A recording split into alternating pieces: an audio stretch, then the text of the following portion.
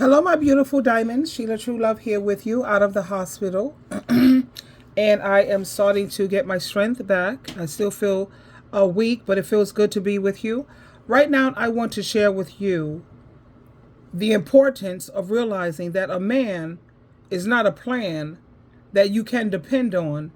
And for all the women out there who say, oh no, that would never happen to me. Never me. I have a good man. But I always remember something that my mom told me. If you give a man the power to feed you, he also has the power to starve you. So you don't sit around here and think that a man is going to be your safety net or your protector, your provider. No, a man is not your plan, to look out for your best interest and the well-being of the children that you may have with them. But like I say, we got to stop all of this nonsense with the women are always the ones stuck with these children. But I want to share this with you, and then we'll come back and we'll talk about it. And please, I am begging you to please pay close attention. There's not a day that goes by that I don't wonder why. Why I didn't have a fucking backup plan. Why my kids eating and having stability was dependent on a romantic relationship. I never had any plans to be a stay-at-home mom. That just kind of happened for me. I got married when I was 23 to my high school sweetheart. We had been together since I was 15 years old. I thought we were going to be together forever because, of course I did. He was my first love, right? That same year, I got pregnant with my oldest son, and towards the end of my pregnancy, I got laid off because of the mortgage crisis happening. I was working for a company that dealt in mortgages, and so I got laid off while 8 months pregnant, and because I was getting unemployment, and my husband at the time was making $150,000 a year, which back in 2008 was really good money, we decided that I could just stay home with the kids. So I did. I was a stay-at-home mom.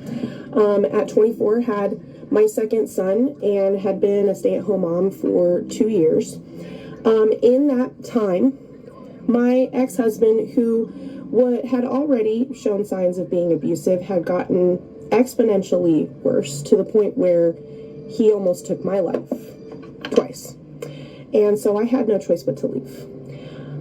By the time I went to leave him, I had the only thing that I owned in my name was my car. I did have a bank account, but I had no money in that bank account because my ex-husband used to say all the time, this is my money, not your money, because I worked for it, you did it. So I had absolutely no money. I do not come from a family that has the ability to give me money. Most of my family was just as broke as I was. So I had nothing. Had absolutely nothing. My life was in danger, and I had no way to leave except for the car that I owned, which did not last very long because when my ex-husband and I decided to separate, he let me stay in the house because I wasn't working, so I didn't have a way to pay rent yet. And we owned the house. Well, technically his mom owned the house and just gave it to us. But anyway, I stayed in that house, and I found out that he was dating and, hooking up with other women. So I thought to myself, well, great, then if he's moving on, then I'm going to move on too. And so I did.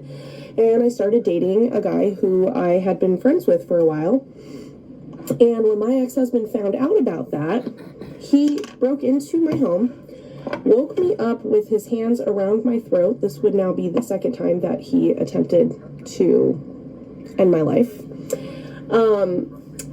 And in his fit of rage after beating me outside in the lawn while I was on the ground, kicking me and punching me, he grabbed any and all weapons that he could, a frying pan, a bench at one point, and he destroyed my car, totaled it. Broke every single window, slashed all the tires, dented it to hell, even opened up my engine and started pulling out hoses and wires and things like that. And that was the only thing that I had left that I owned. And it was gone in his fit of rage because I had the audacity to start dating after I found out that he was dating. So at that point I had nothing. When I finally moved out of that house, I spent the next 2-ish years couch surfing with my kids with friends until eventually that no longer worked out. I had no ability to get a job because the recession was so bad and the job skills that I had were like secretarial skills. I couldn't find work anywhere. Applying for any kind of like secretarial type work back during the recession was pretty much pointless because there was one job and 1,000 people applying for that job. So the competition was insane. It was very, very hard to find work. I just couldn't find work. The only thing that I had going for me was that I had thankfully had the foresight and motivation to do a little bit of college while I was a stay-at-home mom and had gotten good at math. Like, it was something that I had never really been good at, but I got good at it. And so I started to tutor in math for under the table money, cash under the table.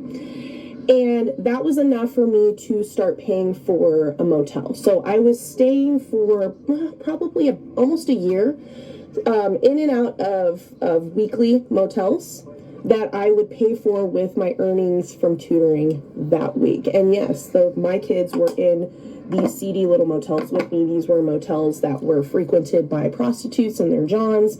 I would hear gunshots outside of my door. People tried to break in while I was in there sleeping. It was so bad that oftentimes I would spend my nights up near the lake staring at the stars because I was just too scared and depressed to be at my motel. Eventually, my sister, she'd had enough of the life that me and her nephews were living, and so she offered for us to come stay with her. And from that point, I was able to start to get on my feet. I ended up going back to school, getting my degree, became a teacher, went back and then got my master's degree so that I could, increase my pay, and was ultimately able to take care of my kids with my career in teaching. My husband has paid a sum total of, out of all of the child support that he owed me, paid a sum total of $50 in child support.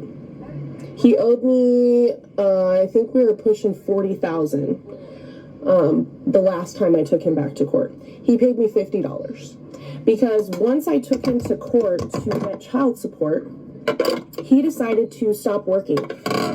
Found himself a woman who he's still with to this day, who he had 2 children with. Found himself a woman who was willing to financially support him for the last 7 years or so, so that he and had kids with her so that he could play the stay-at-home dad card. Oh, I'm a stay-at-home dad, so that's why I don't earn any money. And never paid any child support. The $50 in child support that I did get was from his girlfriend. It wasn't even from him. It was her money. So he's never paid any child support. This man used to make $150,000 a year. We had a really decent, comfortable life. He almost took my life. And because I didn't really have much of a skill set from being a stay-at-home mom and not really acquiring much by the age of 25 when I left him, I was unemployed. I was homeless, living in dangerous situations with my 2 very small children. I was penniless, and I got nothing from him to support me. So, thankfully, and the only reason that I attribute any of the success to my life, in my life that I have now, the only reason I have it is because I happen to have enough people that I was surrounded by who loved me and my kids and supported me and got me to where I am today. It is the only reason that I'm here today and successful and now able to have the adorable little 3-bedroom home that I live in a very nice neighborhood, the stable career that I have that has afforded me the ability to take care of my kids without a dime of child support from their father. But it was because I had the support of people around me. I was lucky. I was one of the lucky ones. I got out of this with scrapes and bruises. Not that many women are lucky. So trad wife lifestyle sounds great. It's all fun and games until your husband cheats on you, decides to leave you for someone younger, decides she's just no longer attracted to you, tries to take your life. It's all fun and games until that happens, because your entire well-being, your entire livelihood is dependent on whether or not that man finds you valuable. I know I don't have to remind you that this is what I'm always telling you, beautiful diamonds out there, you beautiful, beautiful Hershey Kisses, that you don't make a man your plan, and you don't depend on no man to be your provider, your protector, your leader, and your teacher. Make sure that you are able to always support yourself at all times. You see, I'm fortunate where I had a mother who was always a independent woman. You know, she raised 6 children. I have 5 brothers. I'm the only girl. My mom raised 6 children on her own. But my mother always set an example when it came to not dependent on some man. And she was always a worker. There were times when we were on public assistance because we needed to have her income, a subsidy, because it wasn't enough.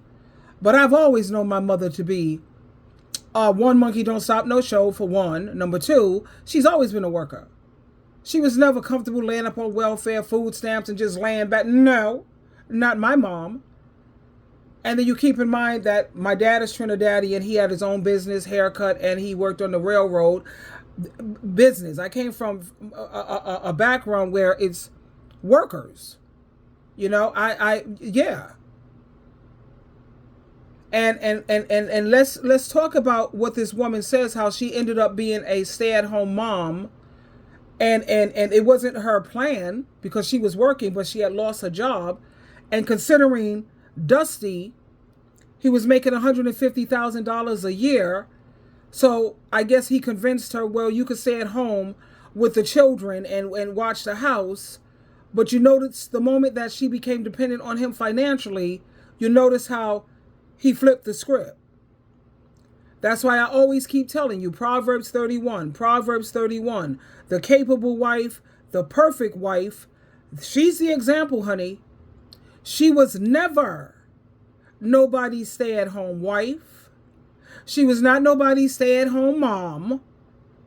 She was out in the marketplace. She invested money in, what did it say? Real estate. She would buy land and property. This was a businesswoman. She was smart enough to have maidservants. You see, she knew how to delegate. The Proverbs 31 woman. So now you have people like Shira 7. Shira 7 have some majorly good points. She does. Because even though she'll sit up here and say, let him pay for everything and blah, blah, blah, you notice how Shira 7, she got multiple jobs, honey. She has her own money. Her Dusty could get stupid if he wants to. You know, a black man who got a lot of self-hatred issues going on. But he could get stupid if he want to. But Shira 7, she made sure she saves her money. She'll let him pay all the bills while she saves hers. I personally believe in 50-50 because I don't want no man, like you heard what she said, this man said, this is my money. I'm the one that go out and make this money. He doesn't care that you're the manager of this goddamn house. And if I was to start making you pay me, let's look at how much a manager's making in 2024. So you don't want to go there with Sheila, especially when it comes to business. I have a very shrewd business mind. So you don't want to get cute talking about it's your money, because I'll start making you make payments, buddy boy. And then I can make my have 50-50 or pay 70-30. But you notice how she said how men will flip up on you. They no longer find you valuable. They no longer feel that you're worth much. My ex-husband, he cheated like a dog. And then he thought he was going to try to dog walk me. What? That means take advantage of me financially? You want to try to throw me crumbs because you don't feel that I'm worth. In his dumb, crazy, delusional nut job mind, I wasn't worth much. But all these women on Satan the Devil's team, he would spend thousands. You hear me? Pour thousands into them. You on Jehovah and Jesus' team, he'll try to treat you like a sucker, try to dog walk you, try to treat you like you ain't worth much and nothing. Even now, I'm going through situations with him when it comes to paying me what you really owe me. And he still wants to try to give me a fraction of that because he feels that I'm not worth the full amount. Whatever, child. You don't let no man dog walk you. And I put an end to that. Yeah, I showed him the last laugh is always the best laugh, baby. He had no idea what hit him when I caught him on surprise with that divorce paper. I slapped them divorce papers on him. Yeah, but like she said, you know, what I didn't like was how the husband moved on to another woman, so she wanted to move on to what? Another man. Women have got to learn. But you see now she got a what? A 3-bedroom home in a nice neighborhood, and I don't see her talking about she got no man now. Hopefully she learned, because she had moved on to another Dusty. Now, while she's going from couch to couch to couch, where was that second boyfriend that she had? Why was she still pedaling around from pillow to post with 2 children? So he proved to be a piece of garbage too. But you have some women, they don't learn. They'll say, oh no, my first one didn't work out, but my second husband, oh no, he's a good one. I got a good man. It's not that she got a good man. She's just willing to tolerate more from this character. That's all she's willing. She'll say he's a good man because he's a provider. But he cheats, gives her STDs, disrespects her, abuses her mentally, emotionally. But she'll say, well, I messed up the first 2 men and now I got a good one. Yeah, okay. And then 30 years later, let's see how that's going to blow up in your face. And it's going to come as a surprise. Runaway husbands? Yeah. Because like they say, a man's nature is a man's nature. I personally say there are good men. I think they're gay, the good ones. Not homosexual men, not heterosexual. I think the good ones are gay. And they're pretty much celibate on their spiritual journey. Those are the good men, I think.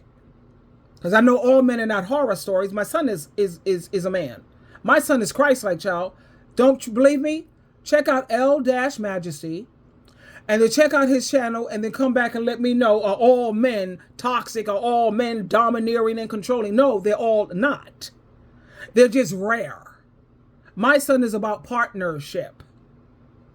And my son is also gay. I have other family members that are gay. Those are the only men that I know that are humane, civil, put women on pedestals, really admire. They don't talk badly about men or women. They're fair. Those are the only men that I could see myself really dealing with. Any other heterosexual man, it's business, baby. Always business. What's up? Let's make this paper. What we got talking about? Money. I'm always women's friends. I'm a friend to women and I'm a partner when it comes to men.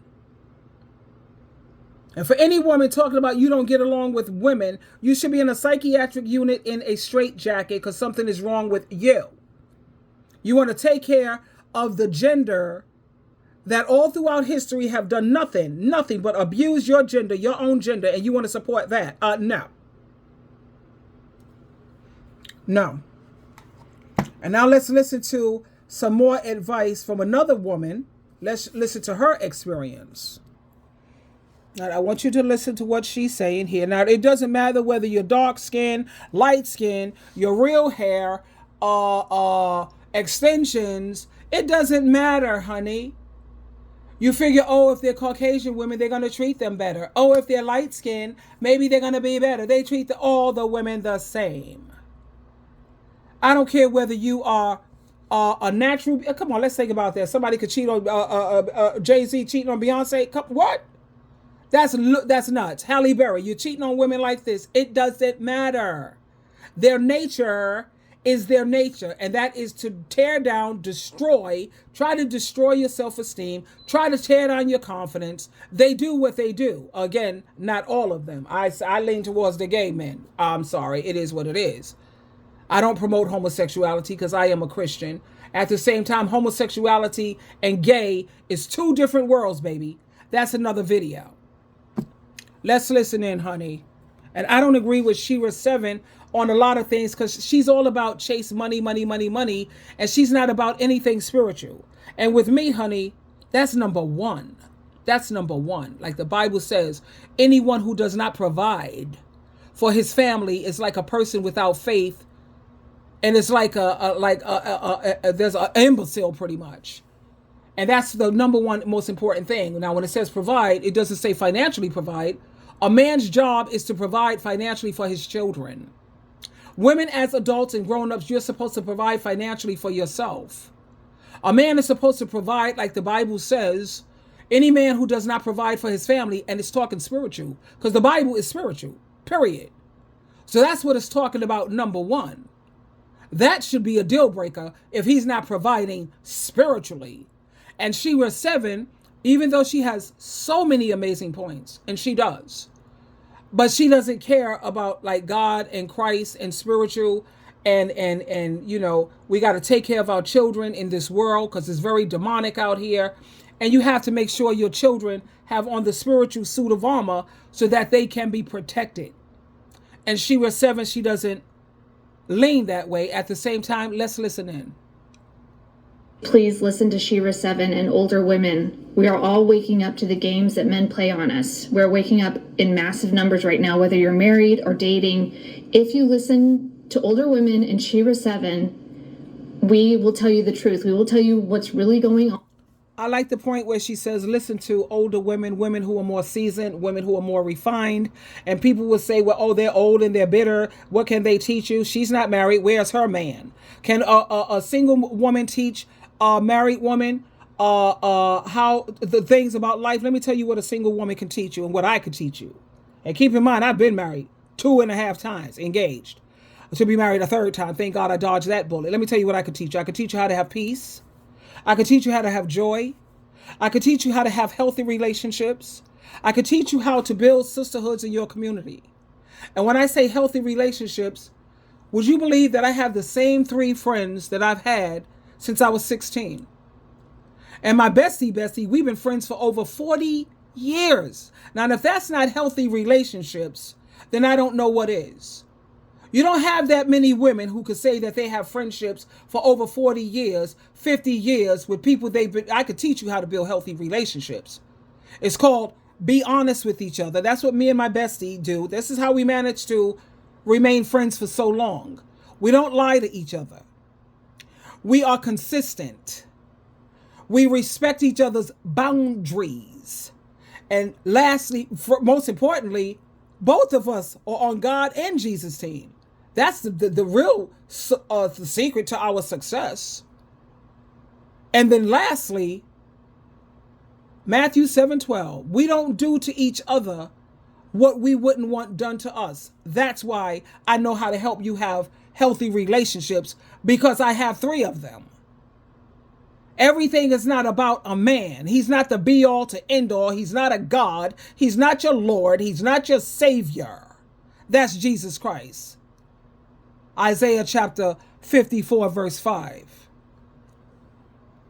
On so that you're not delusional, so that you don't get taken advantage of. Yeah. A married woman could teach you how to be a floor mat, how to be a house slave. She could teach you how to look the other way when he's abusing the hell out of you. That's all you want to listen to married women so they could teach you how my marriage lasts this long, because I put up with a lot of abuse. When he's cheated on me, brought me STDs, I just put up with it. That's all a married woman is going to teach you on how to stay married. She's going to teach you how to put up with a lot of abuse.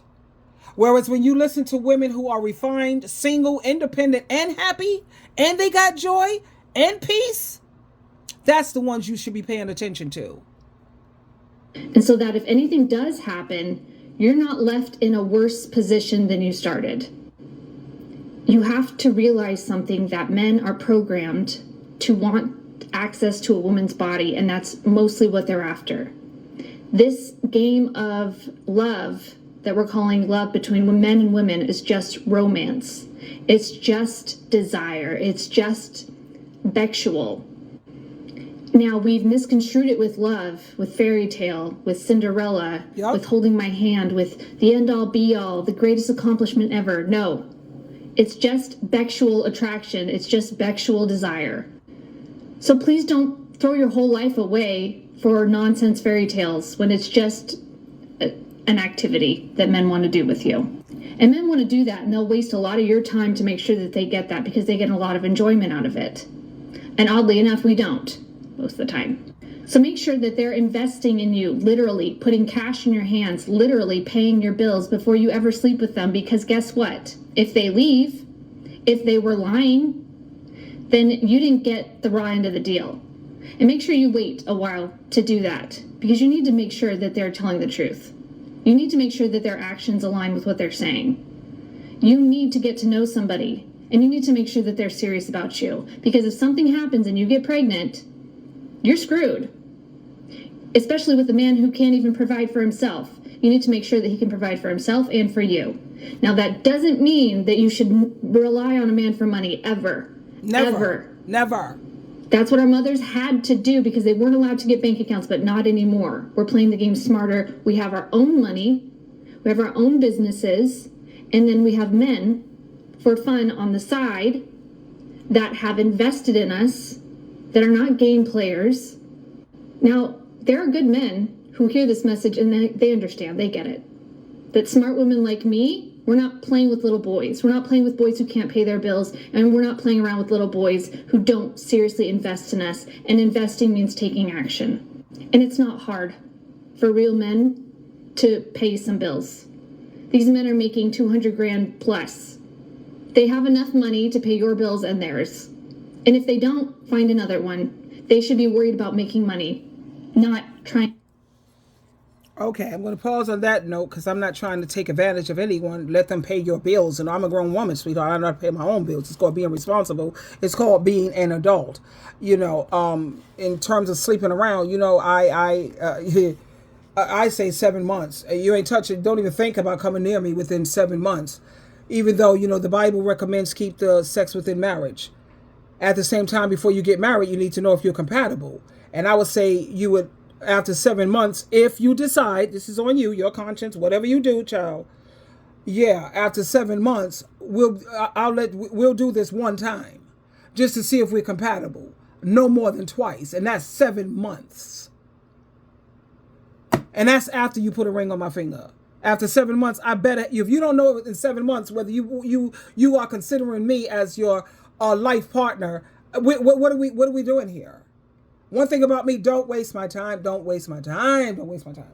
But anyway, like I'm saying, I recommend pay your own bills, baby. And yes, if you want to have men on the side for recreation purposes, that's between you, God, and Christ. I'm not here to judge nobody. I don't have a heaven or a hell to put nobody in. And I've done all my share of mistakes and bad decisions and choices. It happens to the best of us. You know what I mean? But like they're saying, please, ladies, stop thinking that a man is a plan. Let me see what some of these thoughts here. No. And I like the fact, one woman says, please listen to her. I wasted 7 years with a brokey. Had kids and struggled for life.